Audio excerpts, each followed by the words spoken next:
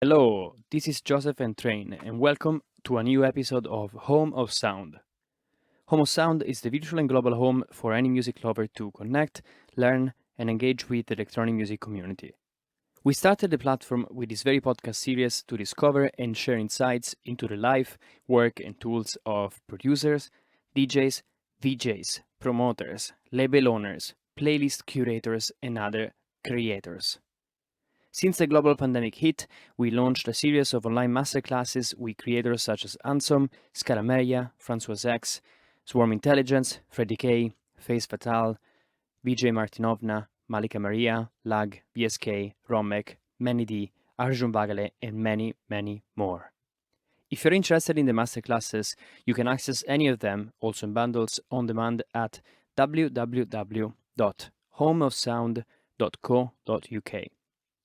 To say hi, connect with us, suggest new guests, leave feedback, and see what else we're up to, you can find us on Instagram at home_of_sound. And for all the other links, visit linktr.ee/home_of_sound. And now, let's start with today's guest. Enjoy. Declan, very nice to meet you and glad to have you here on the show. How are you feeling? Pleasure. Yeah, How are you feeling good. today?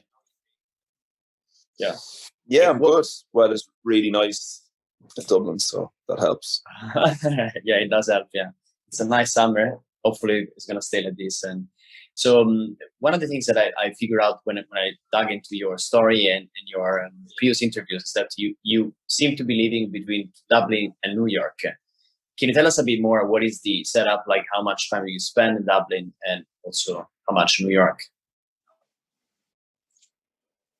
Yeah, well, before COVID, I was probably more like living between hotels and New York, really, because I was like traveling back to Europe for gigs, and then I had an apartment in New York. At the moment, I'm predominantly in Dublin, as I'm considering a more permanent move to Europe at the minute. I love New York. I love it dearly, but there just comes a certain point in time where traveling as much as I was just wasn't good for my head or my health. So I felt it was important to consider that. And I think obviously COVID grounded everybody in the world. I was fortunate enough to have been in Ireland at the time. So I think that grounding gave me perspective to consider where I want to move to next. So at the moment, I'm firmly put in Dublin, and I'm just kind of waiting for things to calm down before I kind of make a decision. Yeah, it's interesting because like a lot of people who have found in this situation in the last year like a opportunity to make big life decisions or change city and do that step. And I think I guess it's your case as well, where you're considering going back to Dublin, and perhaps if you find it like a nice place to keep living on, like you're just gonna move everything back. And so you are from Dublin, right? You grew up there. Yeah, grew up, born and raised in Ireland. But when I was 18, I moved to New York for a while. Then I lived in LA for a while, and then I moved to Manchester for a long period of time, and then London, and then New York. So I definitely would think the second half of my life has been very varied. But yeah, I'm born and raised in Dublin, Ireland.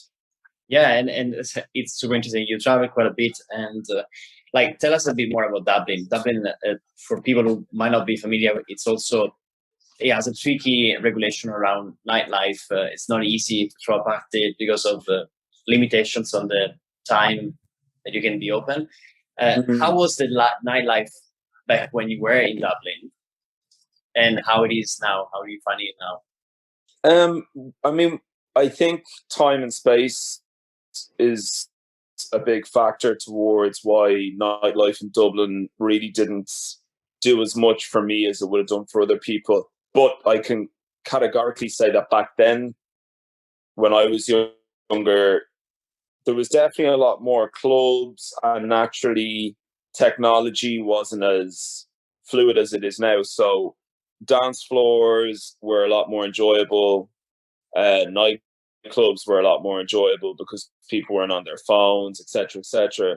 But when I was young, a lot of the music that was getting played in Dublin at the time was a lot of electro clash and a lot of hip hop and a lot of breaks and a lot of jungle and stuff like that. And I think for me, that really, a lot of that stuff didn't really grab me as much as like house, techno, boogie, disco did. And but Ireland, like Dublin's gone through waves. I mean, like, you know, there was a point in time around 2012 to say 2016 where the nightlife industry in Dublin was really flourishing. There was a lot of club nights, a lot of promoters, but the government in Ireland is kind of run, in my opinion, by bankers and property developers.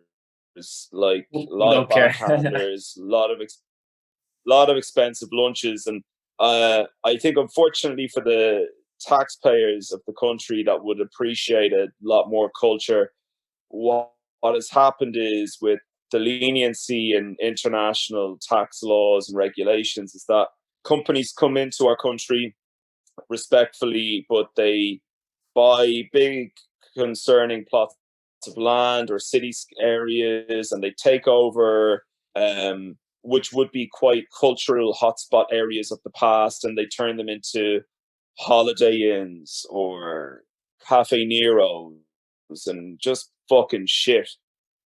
Yeah. And I guess the real saddening factor about all of that for me is that in a city like Berlin, the government cared that the culture is defined by ultimately by the youth, and they respect that and they allow it to flourish. Ireland, on the other hand, or at least in Dublin's case, they've never really given a fuck. And you know, I've always said this, I've said this a few times, the irony is for me as a proud Irishman, I'm very proud of my country, but when it comes to culture and nightlife, I feel over the last 20, 30 years, Ireland as a capital has dropped the ball, especially with all the young emerging talent in the arts. They would very rarely fund appropriately, never mind fund, give space or awareness to these artists. And what happens is that people like them, like myself, are forced into this position where we're leaving the country in order to facilitate being able to do our art form. And then directors, fashion designers, and musicians go and they make a name for themselves and they win awards and accolades, and then all of a sudden the Irish government and arts councils want to pontificate about how proud they are of all the amazing Irish talent that they did fuck all to help. So that kind of, in summary, is very negative. So on a more positive standpoint, when I was 18, 19 years old, there wasn't as many cliques or scenes as there is now. And I think cliques and scenes are important because they build communities, especially in nightlife. And I think there's a lot of positivity amongst the youth of Dublin now. They're a lot more, for the want of a better phrase, woke. They're a lot more aware, culturally aware, musically. They're incredible. And I feel like there's a door opening, especially with the Give Back the Night movement, and the likes of Sunil, Sharpe, who have been pushing the envelope to try and make big changes in the city, because Ireland, ironically, is known for being a country of good times and great people.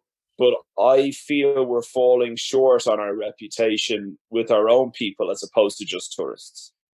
Yeah, and it makes a lot of sense. And I also wanted to mention Sunil Sharpe when he started speaking about that, because I think him and his team at Give Us the Night are doing a great work in trying to opening the dialogue with the government as well to release the restrictions.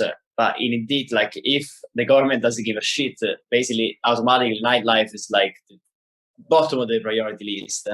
So things never get discussed.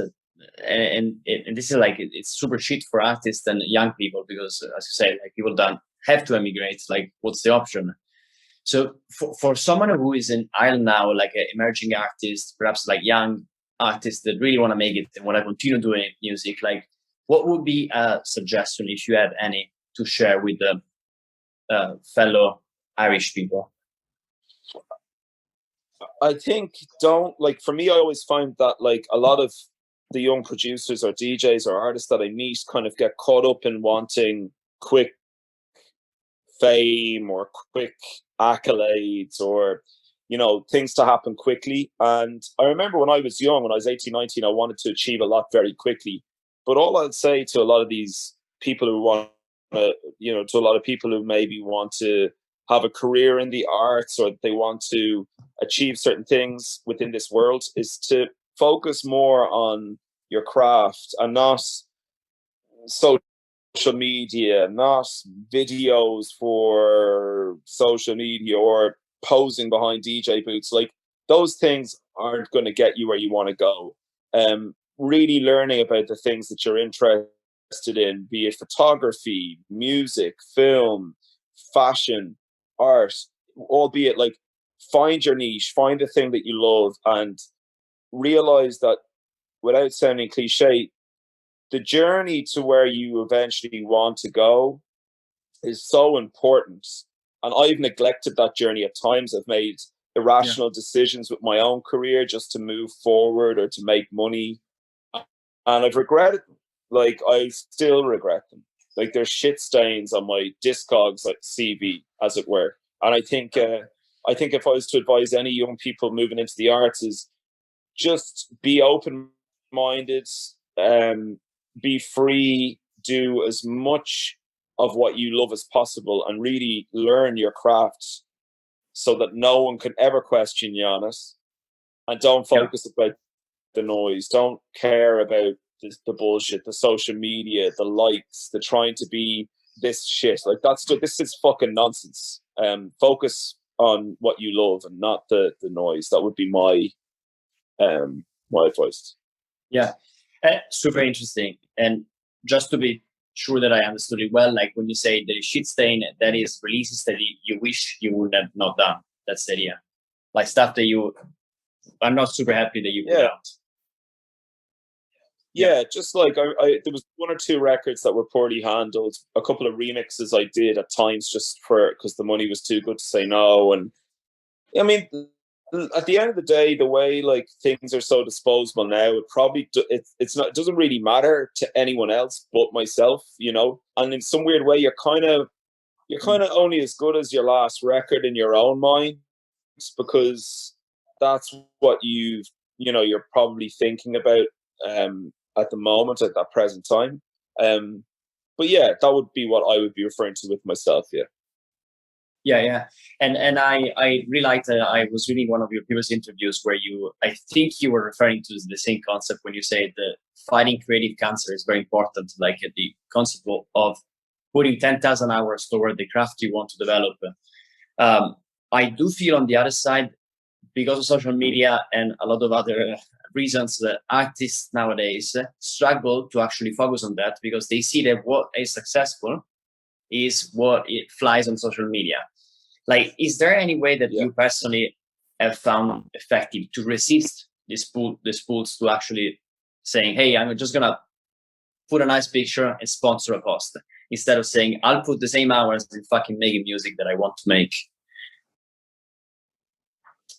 If I understand your question correctly, I just think that the cream will always rise to the top, and I think if you know the every aspect of the thing that you love musically, I think it mightn't be instant gratification like a million likes on an Instagram post. I understand that would be like currency right now, but to know that like your peers really admire your work, and to know that like your music is getting played by the right people, will give you a lot more than 1,000 likes on a photo of you behind a DJ booth to 2,000 people, But I'm human too. Like Instagram, social media, that stuff affects me just as much as anyone else. Like, gets me really angry, can get me really upset sometimes. I try to ignore it and not let it as frequently as possible. But again,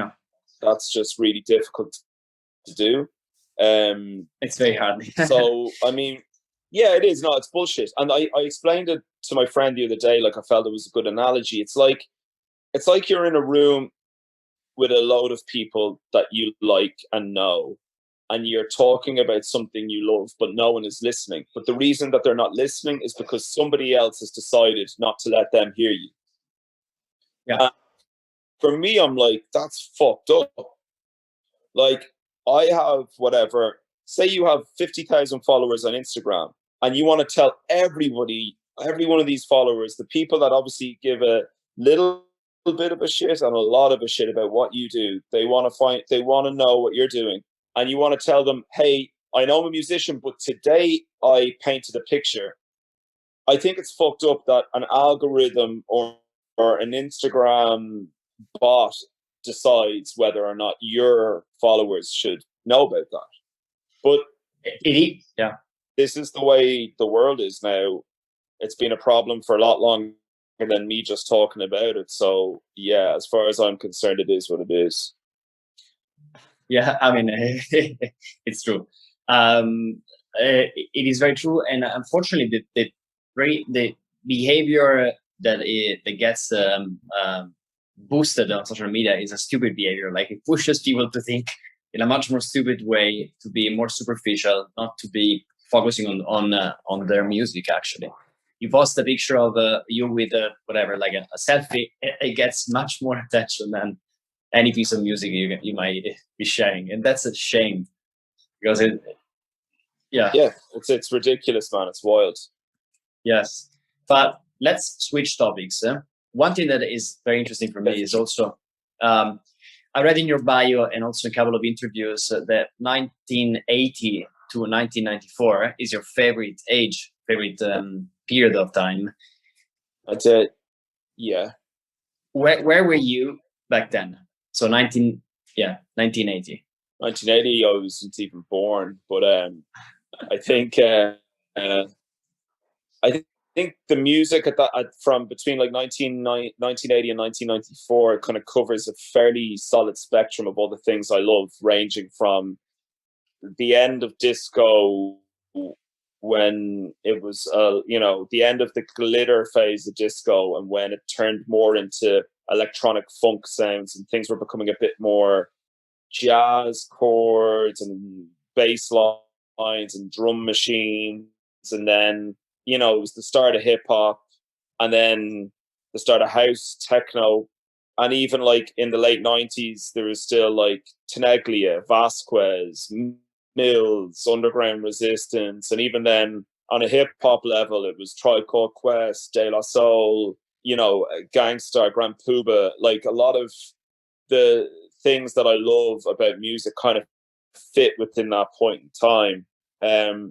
I should probably change it, really, because I'm sure things have changed, and that bio was written a long time ago. But yeah, that would be a fair sonic description of what I love. Yeah. So in a way, an inspiration. Do you still think about that era as an inspiration for your current music? Yeah, massively. I mean, like, I'm a very visual person, and I'm obsessed with photography. So a lot of the songs that I create are usually stemmed from an image. It might be a photo of, say, like Christopher Street in 1986 or 84, or it could be a photo from Danceteria, or it could be a photo from Berlin in the late 90s. It could be a photo of a beautiful model. It could be a photo of a beautiful sunset, something that would usually gravitates me to wanting to make something that it kind of would sound like the photo would if it was music. I know that sounds very arty-farty and poncy, but that's generally where my inspiration comes from most of the time.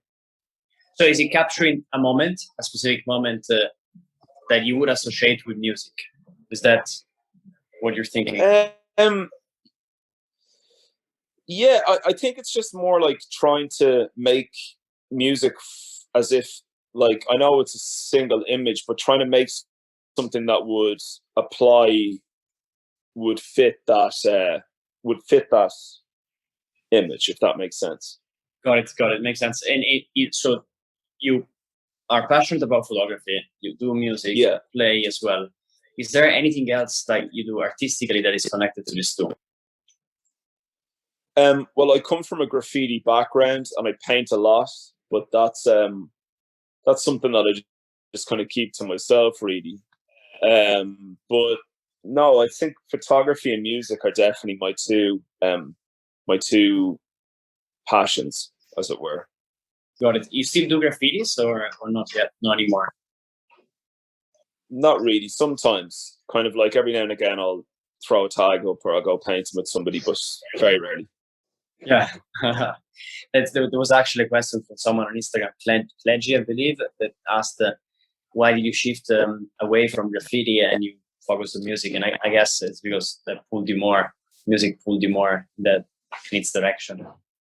Yeah, I mean, graffiti when I was young was just something that I did until I was in my early 20s, and I was obsessed. I remember when I was 18 or 17, I was like, all right, I'm going to try and go to college. I want to go to like art school. But then when I thought about it, I was like, well, hold on. If I had to choose between music or painting for the rest of my life, which would I want to do? And I was like, oh, well, that's easy, music. And once I thought about that, I was like, it was an easy decision. So, yeah. It's interesting. And like, if you remember that moment when you had to make the decision, was there like a reason or an event that made you have to make that decision? For example, you didn't have enough time to do both, or it was more like a long shot and thinking, if I really want to develop and go deep, I need to focus on one.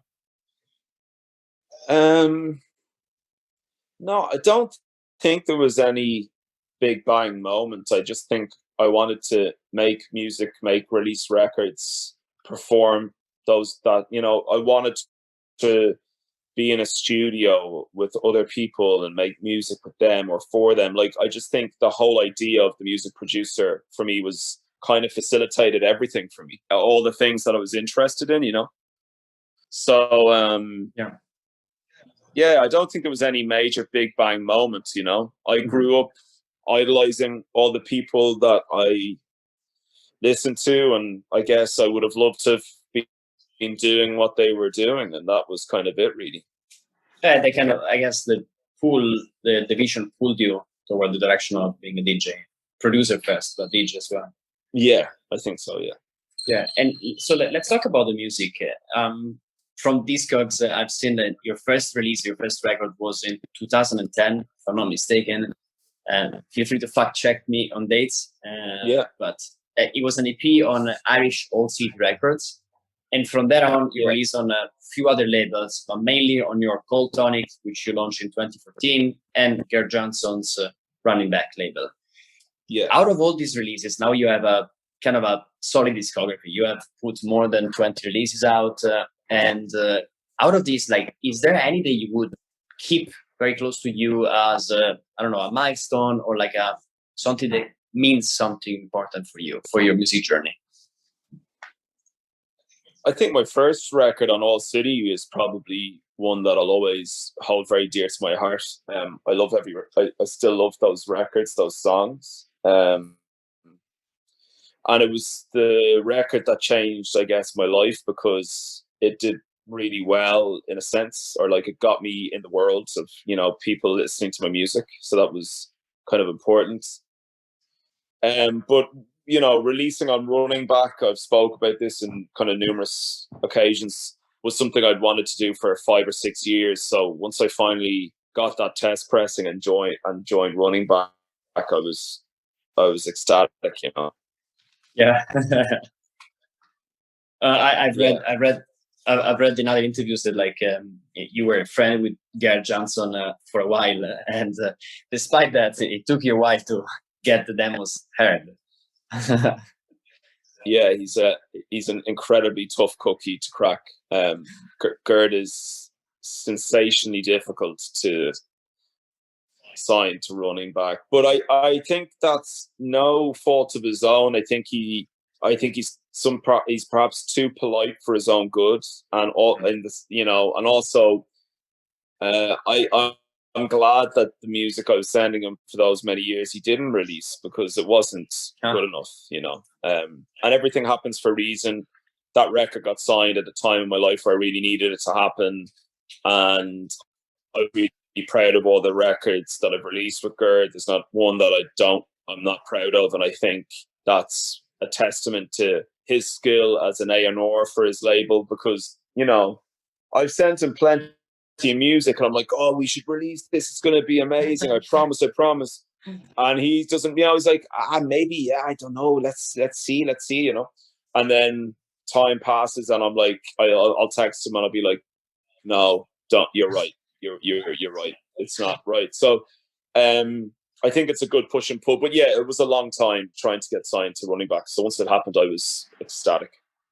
Yeah, and yeah, congrats. I mean, like now it's been a few years now. I believe it was 2018. Was it Neutron Dance, the record that you signed first, or was another one, earlier one? No, it was, I signed in 2017 and then it must have been released in 2018. That would be right, I think. Yeah, it was 2018. Yeah. And if I get the timeline correct, like you also mentioned, if you introduced, that you had a very low point of your career before, and I guess you were pointing at that right now. What helped you at that moment to keep going? That's super interesting for me to know that.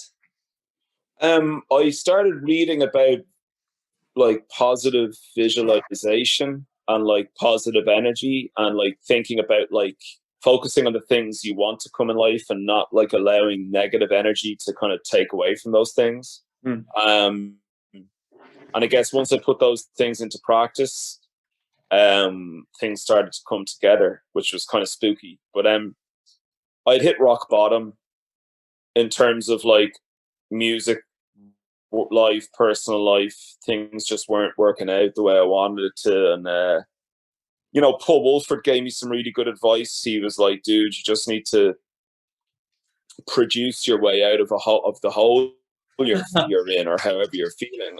And really wise words, because that's kind of ultimately what you can do. Like, you just need to try and put your head into the studio, not look at left or right, and focus on one thing and keep your attention and that energy towards that one thing. And I think that would be the best, the best solution. But honestly, I think it was focus and not allowing negative thoughts to kind of stop me. I just kept thinking, I'm just going to make this music, it's going to work out, everything's going to come together, I believe in this music. Because a lot of the time you can make something and you think it's really good and it's really exciting, but then you see something on Instagram, or you talk to the wrong person, or a friend of yours doesn't like it, or there's a moment, these little things that constantly get thrown at you, and that you can start to think like, oh no, like this isn't working out. Yeah, I think if you can ignore them and just focus directly on what it is that you're trying to do, then I think you'll be. I think you have a better chance than anyone. Yeah, ignore the noise, and I do love the quote: "Produce your way out of the situation." That is yeah, it's a good one. I think it would stay with me. It's good. But do you remember specifically around visualization? Was there do you remember the exercise that you started doing, or the exercises that you started doing at that time? Yeah, it was two things. This was when I was learning about meditation and breath work and yoga and things like that. But I think those things are good for cleansing your mind. But when it was like this, kind of thing specifically, I had two lists on the wall of my bedroom. One list was a list of things that I was eternally grateful for, that I take for granted, like being able to walk, being able to smell, being able to see, having eyes in my head, teeth in my mouth, like the things you just generally take for granted on a daily basis. There was a long list of like 100 things, and every morning I'd read it 3 times, and then beside it there was a sheet of, say, 5 or 6 specific goals, and with photos of the goals. And I just read them and look at them and try to start the day with that in my mind. And once that's in my mind, I'd be able to like start the day with an energy towards those things. You know what I mean? I think that was kind of the formality of it for me. It's kind of simple, but that's what works. Absolutely, I know what you mean. Like I've tried many visualization exercises in my life, and I think a lot of them very effective. And I think also the repetition, like you sticking that to the wall, and by design, you wake up and that's the first thing you see. It is super powerful because you're essentially like in a way like rewiring your brain to know that you're grateful and you're going in a certain direction, very specific. Yeah, I think so. Like perspective is perspective is such a huge thing in this world we live in now, because there's so many things that allow us to think differently in our own heads about exactly what's going on. And I think when it comes down to things that you're doing in life, a lot of the time you have as much reason to think good about it as you do bad. And a lot of the time we just naturally are pessimists and we think, oh, it's not going to work out. And I hope, and I think, and I hope.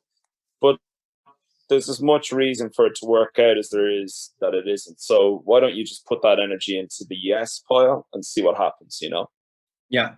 And there is if you're interested, I'll mention that.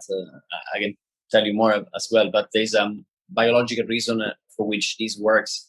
Some people call it the law of attraction. Some others just say it's focus. But biologically, we are wired to focus on a very limited amount of things. And I think it makes a lot of sense what you're saying, because if you're telling yourself, this is where I need to go, your brain, or this is the information that I want to confirm, your brain will find ways to confirm it. So, yeah, exactly as I say, like, I do really believe in this. And I think it's, great to hear that worked out pretty well for you. Oh, well, I mean, like,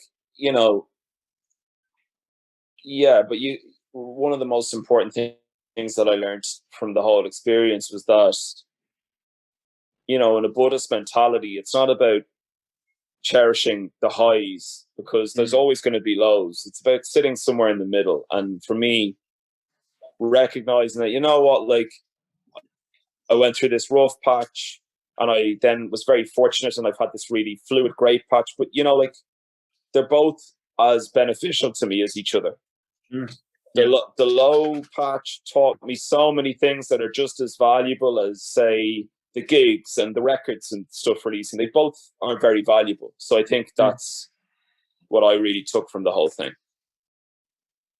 It's a really good way to put it. Yeah. Because in the end, like, both are experience of data that inform your next decision and your life going forward. And sorry, go on. No, go on. Sorry. No, I was just saying that I needed to.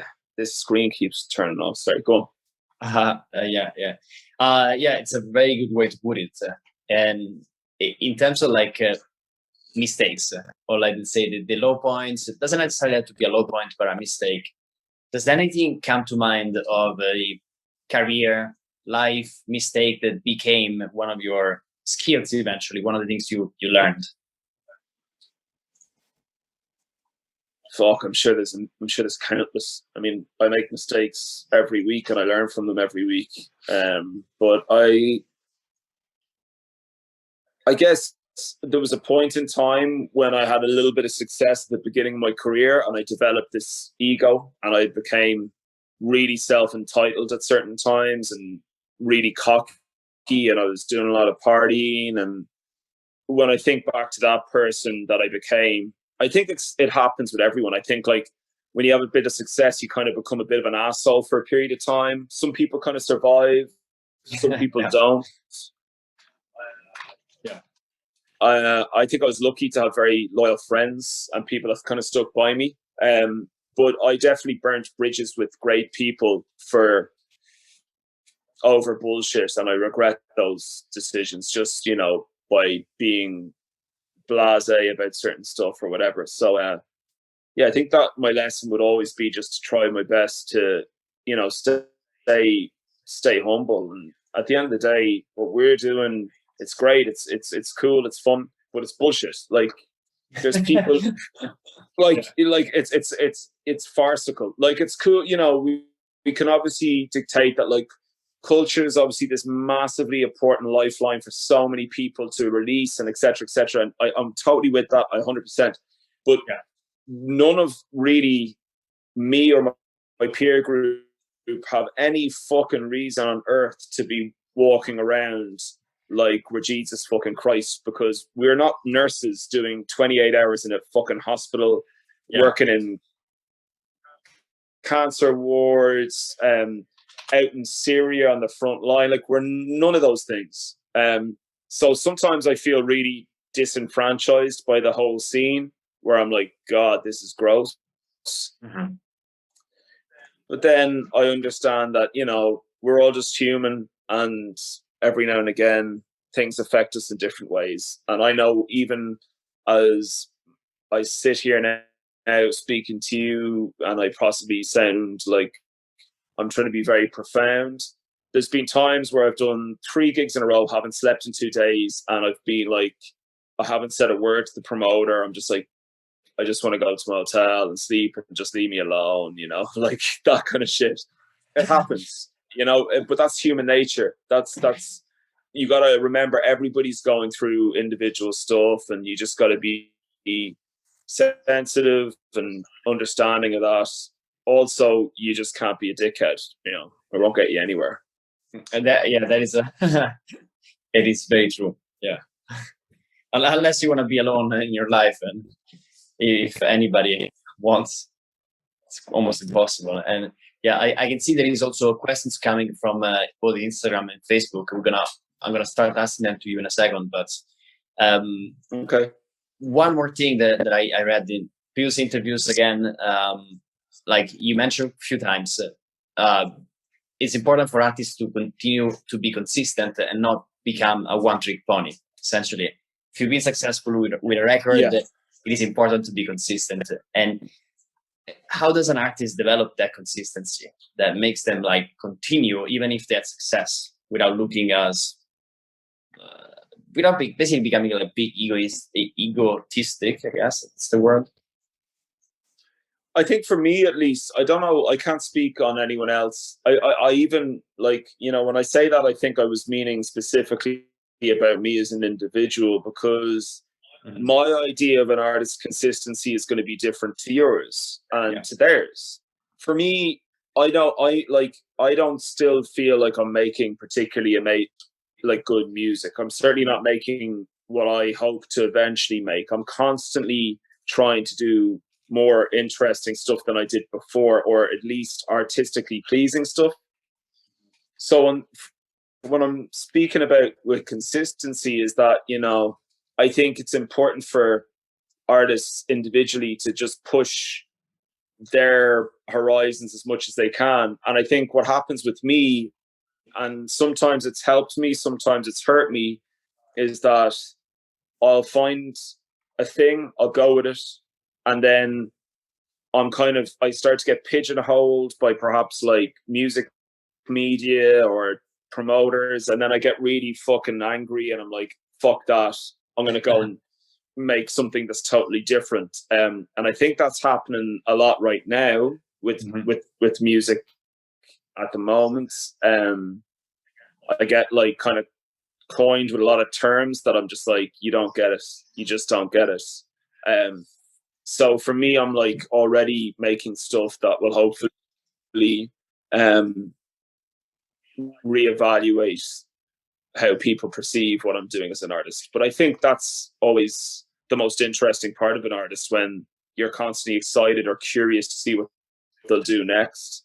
Like, I mean, for me, I mean, consistency is obviously really important, but I think being consistent with being interesting is a lot more important than just releasing a really solid, same sounding record every year for, you know, 20 years. I mean, it's great to have that like blindfold discography where any DJ can just take one tune of yours, they only need to know what it is, play it, and it works.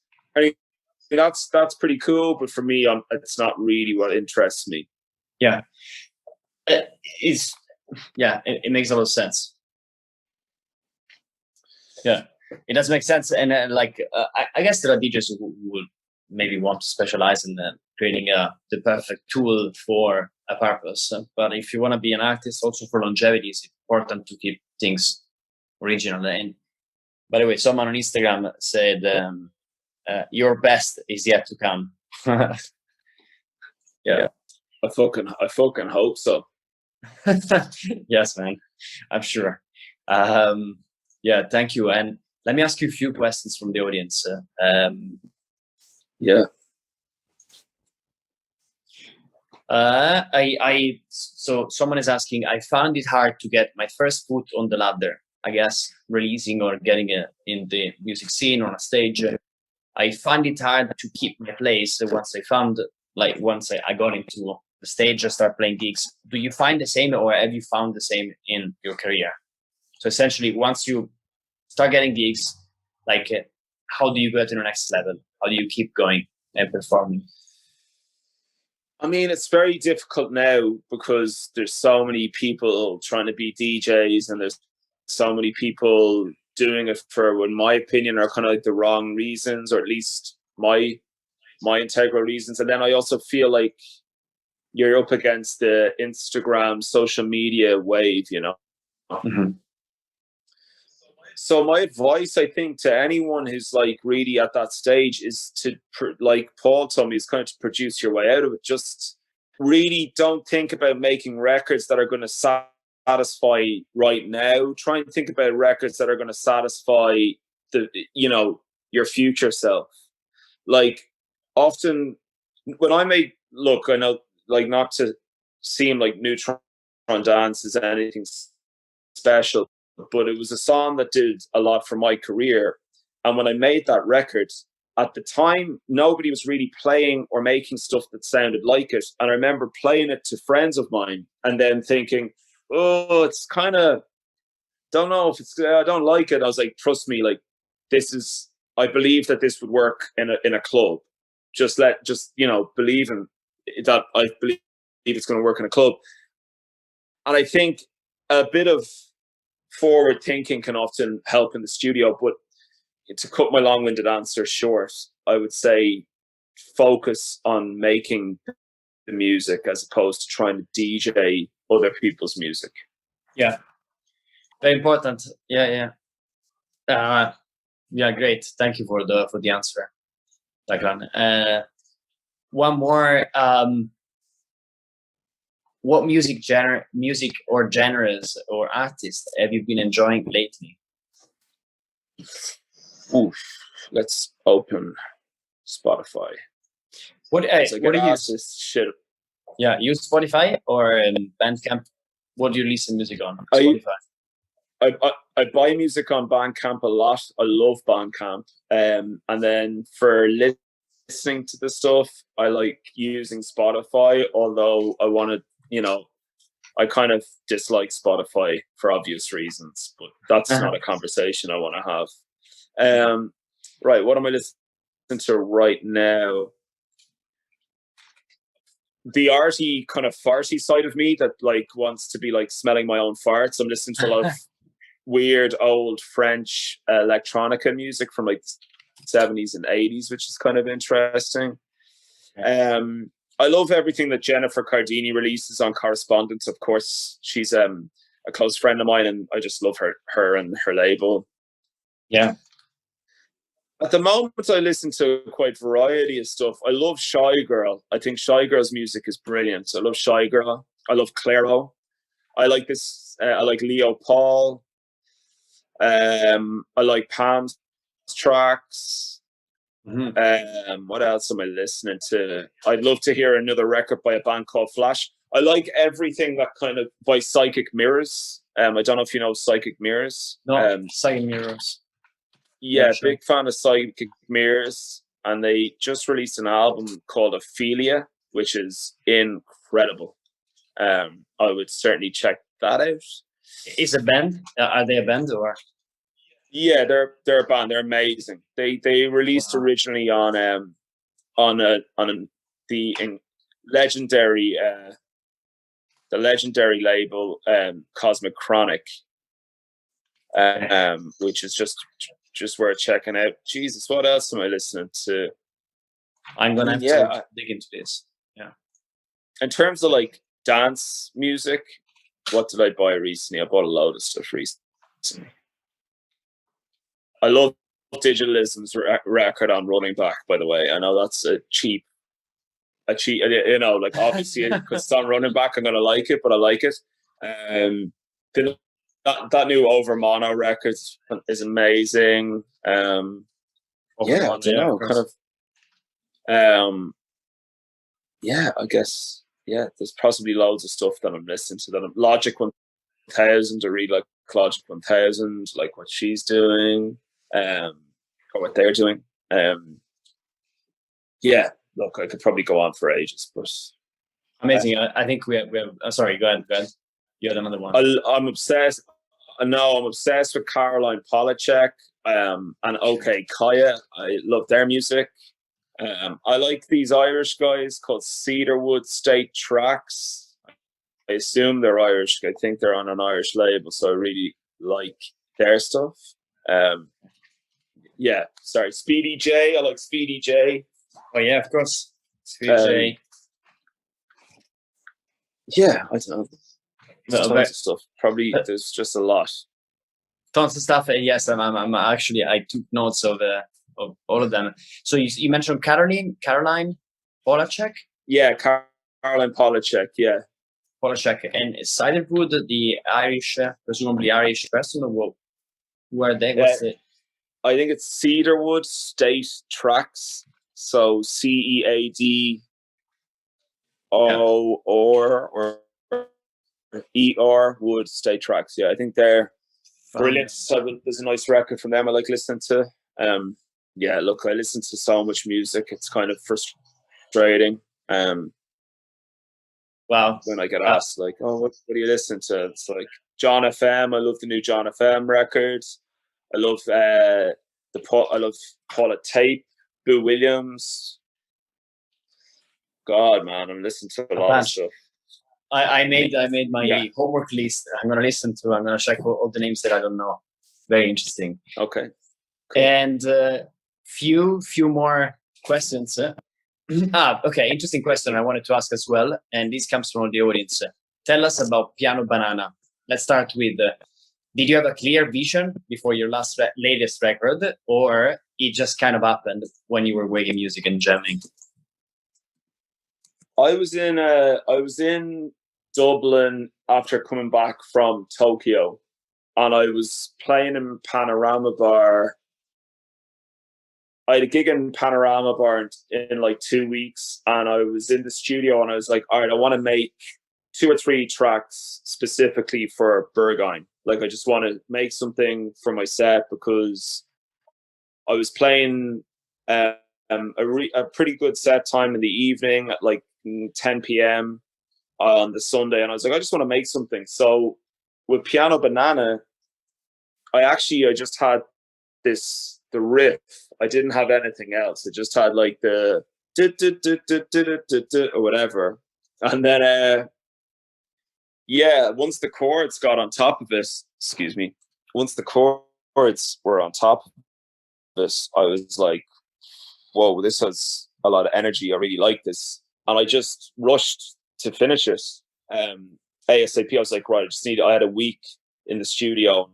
I just basically was in there every night, just finishing that and 2 other tracks. And I sent them to Lopez, who's my masterer. And I said to him, look, because he's a German mastering genius. And I said, look, I'm playing in Panorama Bar, and I need you to do a quick master so it sounds good. And he knows that system, so he did. And I played it twice at Panorama Bar.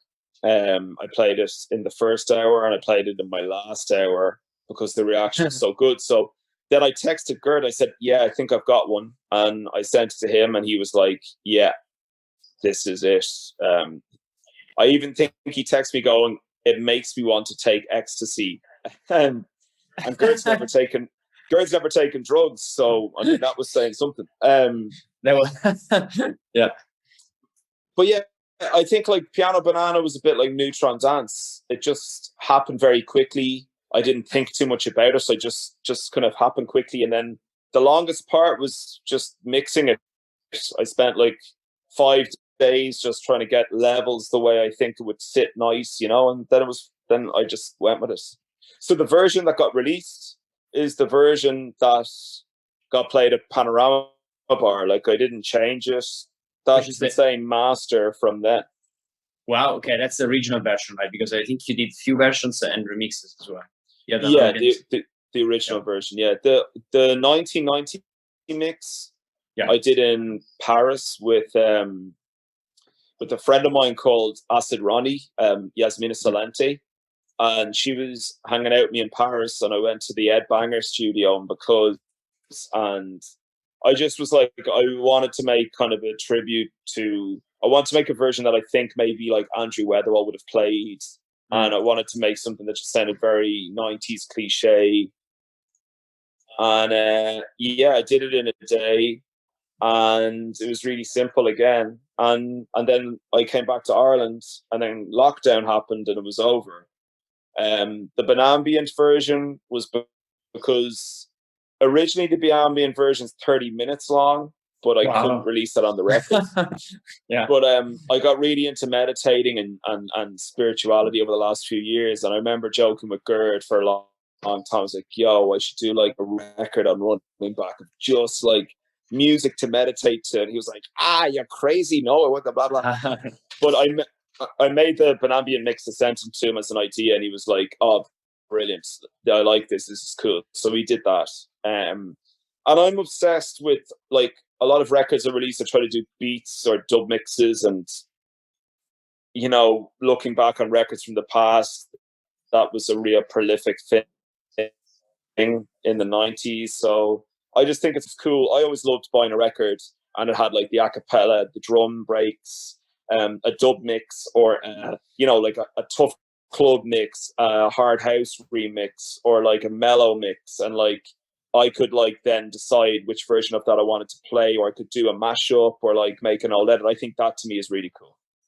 That is really cool, especially for DJs. Like, I mean, if you produce and make music and you play music, like it gives you a bit more creativity. You can do edits as well. You can do stamps, but when you release it out, you're sharing your in a way toolkit with others. And so someone said I will listen to the 30-minute version of the Banana mix, Banambient mix. Yeah, I actually I spoke to Gerd about doing a video for it about a week ago. I said, let's do a meditation video and put it on the Running Back YouTube. So yeah, we'll make that happen.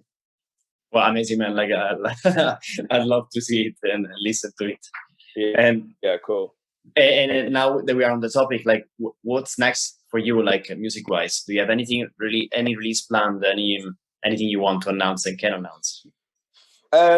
Nothing to announce, but there's a lot happening, a lot of music signed, and I'm really excited. I didn't release a lot of music for a while, and I said to like Gerd and my manager and what, I was like, this year I just want to release music all the time. So expect a lot, not like expect a lot of amazing things, just expect a lot of me spamming all social media platforms with new releases this year. But I'm building towards something that I'm visualizing. So you'll just have to kind of wait and see. Yes. Another thing to tick mark on your list to cross. Yeah. Last couple of questions as we wrap up. This has been an incredible pleasure. But so one question from me, like, do you still have the visualizing, you still do the visualization and exercise, and do you have the list of things to do? Like, we don't need to go in deep into that, but you still have it in your room? Yeah, of course. Yeah. And I assume like all the things have changed. You removed the ones. I mean, I don't know. I'll give you some gravity on this. Okay, so I'm going to bring you somewhere really quickly. I love that. Okay, so hopefully this will work. So I've rented this house in Ireland where I've just cooped up and music. So I decided like to use like a small setup, but as you can see behind me, it's a constant wall of inspirational things that like I visualize towards. Wow. So there's a list, you can see there. Yeah. And then there's images to propel the list. So every day I'm facing the things that I want to achieve musically and artistically. Thank you for showing us this. I mean, it's super inspiring and also incredibly cool to see that. And I think what you made me realize now is that like it's a visualization exercise. So adding the pictures, it's very important. The list itself is useful, but the pictures are also this peak. Yeah, for me, for sure, yeah. Okay, very nice. And okay, last question from the audience. Someone said, Okay. I joined as you promised to talk about your hair. And can you tell us a bit the new haircut and the mustache? I've wanted to have both for years, but I never did for whatever reason. So I guess I just wanted to give it a go. I mean, I wasn't able to get my hair cut through COVID, so growing the hair long felt like a reasonable idea. And I guess now I just decided to make myself truly repulsive to the opposite sex and grow a mustache. So that's kind of my my MO at the minute. But no, I don't know. It's just something different to do. I just I got to that age where I felt it was time to grow a mustache and grow my hair long. That's there probably isn't a better moment to do that than now. Yeah, I think so. Yeah, for sure. COVID. And the last two questions, I promise. Who is a guest that you think we should really speak with, and why? Jennifer Cardini is amazing. Yeah, of course. Cormac is another good, cool dude to speak to about music, especially dance music and alternative music, I'd say. Gerd Janssen, obviously. Gerd's always a really interesting person to speak to. Who else is? I don't really know. There's a plethora of people you could speak to, but I think those are some good people, you know. Yes, thank you. And who was the second one? I didn't quite catch the second name. Sorry, you know who you should speak to? You should speak to a guy called Steph. He has his mastering company in Germany is called Mix Mastering. Okay. But it'd be good to speak to him so people could understand maybe things that they wouldn't know about mixing or sending music for mastering. I think that could be really interesting for people. Very cool. Yes. And then I wrote down all the four names, but the second one, who was the second one again? Jennifer Cardini. Jennifer. Cormac. He's a resident at Panorama Bar. Very cool. Yes. And by the way, your name was one of the most mentioned in this question. So previous guest actually mentioned you, I think at least 3 times, and that's when we decided to reach out to you. Yeah. That's very cool. I'm flattered. It's really cool. Yes. And what question would you like us to ask the next guest without knowing who they're going to be? You can go wild. What question would I ask? God, I don't know.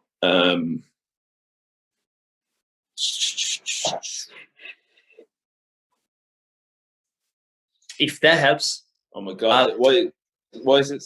Yeah, why is it so difficult? I'll tease you with the question from the previous guest.